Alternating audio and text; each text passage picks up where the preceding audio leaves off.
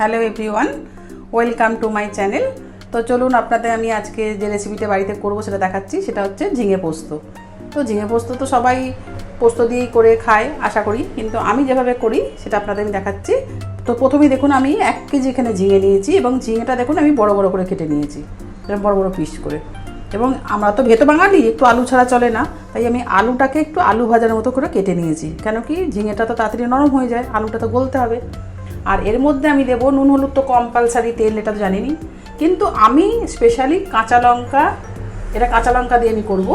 আর এখানে আমি কিছুটা দেখুন বাদাম ভিজিয়ে রেখেছি, এমনি চীনা বাদাম, এটাকে আমি দেবো। কিছুটা পোস্ত ভিজিয়ে রেখেছি, পোস্ত তো দিতেই হবে। আর এখানে দেখুন রাই সর্ষে কিছুটা ভিজিয়ে রেখেছি।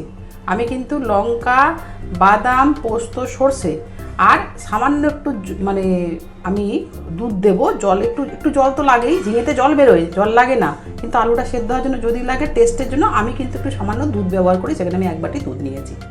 তো চলুন রেসিপিটা শুরু করা যাক, যে আমি কেমনভাবে ঝিঙে পোস্তটা বানাচ্ছি। দেখুন আমি কড়ায় কিছুটা তেল দিয়ে নিলাম, কড়াটা গরম হয়ে গেছে। তেল যে যেমন খাবেন, আমি এটুকু তেলেই করবো। এবং পোস্ততে তো কোনো ফোড়ন চলে না, আমি কোনো ফোড়ন দিই না, কেন পোস্ততে কোনো ফোড়ন ভালো লাগে না খেতে। দেখুন তেলটা একটু গরম হয়ে গেলে আমি ফার্স্ট আলুটা দিয়ে দেবো। আমি আলুটাকে একটু ভেজে নেবো হালকা করে।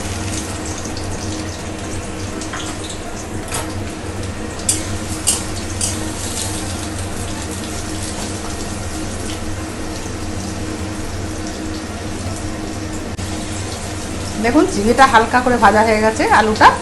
এরপর আমি এর মধ্যে যে ঝিঙেগুলো রেখেছিলাম সেই ঝিঙেটা পুরো দিয়ে দেবো, অল্প অল্প করে দেবো মেশাই তেলে। এবং এই যে ঝিঙেটাকে আমি দিলাম, ঝিঙেটা তেলের সাথে একটু পরিমাণ কমবে। আগে তেল দিয়ে এরপর আমি নুনটা দেবো, হলুদটা দেবো, দিয়ে এটাকে আমি ভাজবো, ভেজে একটু কমাবো।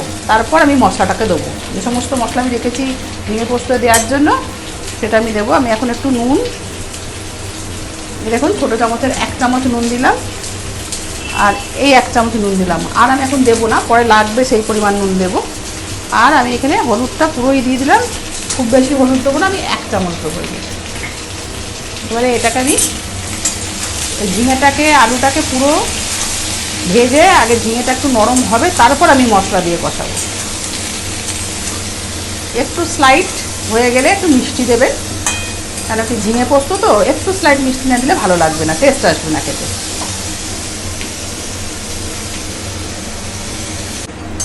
দেখুন ঝিঙেটা অনেকটা হবে, হাফের বেশি সিদ্ধ হয়ে গেছে, একটু ঝিঙেটা কমেওছে কড়া থেকে। এবার আপনাদের যে মশলাগুলো আমি রেখেছিলাম, পোস্ত, বাদাম, সর্ষে, কাঁচা লঙ্কা, সমস্ত পেস্টটা আমি এখানে দিয়ে দেবো। এবার ঝিঙেতে তো জল চলে না, কিন্তু তার জন্য টেস্ট হওয়ার জন্য আমি যে দুধটা দেবো বলেছি সেই দুধটুকু আমি দেবো।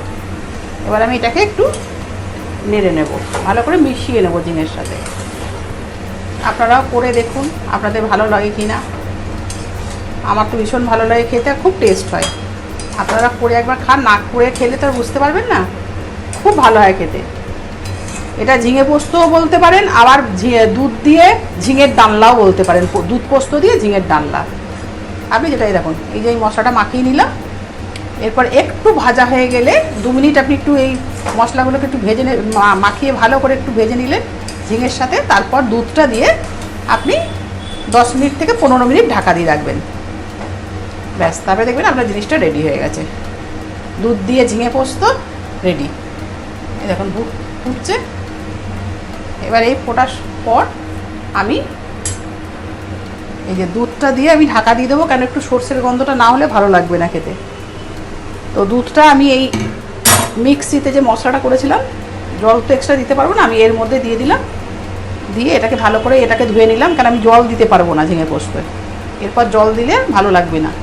এবার দেখুন আমি দুধটা দিয়ে দিলাম পুরো, ব্যাস। নামাবার আগে একটু অল্প করে চিনি দিয়ে দেবেন, যেমন ঝিঙে পোস্ত যে মিষ্টিটা হয়, ব্যাস। এবার আমি ঝিঙে পোস্তটাকে 10 মিনিট কি 15 মিনিটের জন্য একটু দেখে নেবেন না মাঝখানে সিদ্ধ হয়েছে কিনা, ব্যাস ঢাকা। দেখুন আমার ঝিঙে পোস্ত বা ঝিঙে ডালনা বলতে পারেন, দেখুন আমার পুরো রেডি। আমি একটু ঝোলা ঝোলা রাখি, এবার বলেছিলাম লাস্টে একটু চিনি, দেখুন লাস্টে একটু চিনি দিলাম। এবার মিষ্টির অপশান হচ্ছে, কেউ একটু বেশি মিষ্টি খায়, কেউ কম খায়, সেটা হচ্ছে যার যার মানে পার্সোনাল, যে বেশি খাবে সে বেশি দেবে, যে কম খাবে সে কম দেবে। কিন্তু আমি ঝিঙে পোস্ত সবসময় একটু এরকম মাখা মাখা রাখি। এটা আপনি ভাত দিয়েও যেরকম খেতে ভালো লাগবে, আপনার রুটি দিয়ে তো খুব ভালো লাগবে।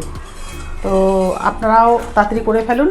দেখুন আমার রেসিপিটা আপনাদের ভালো লাগে কিনা খেতে, খুব সুন্দর হয় খেতে। তো যদি আমার এই রেসিপিটা আপনাদের ভালো লেগে থাকে তাহলে অবশ্যই লাইক, শেয়ার আর সাবস্ক্রাইব করে দেবেন। Thank you.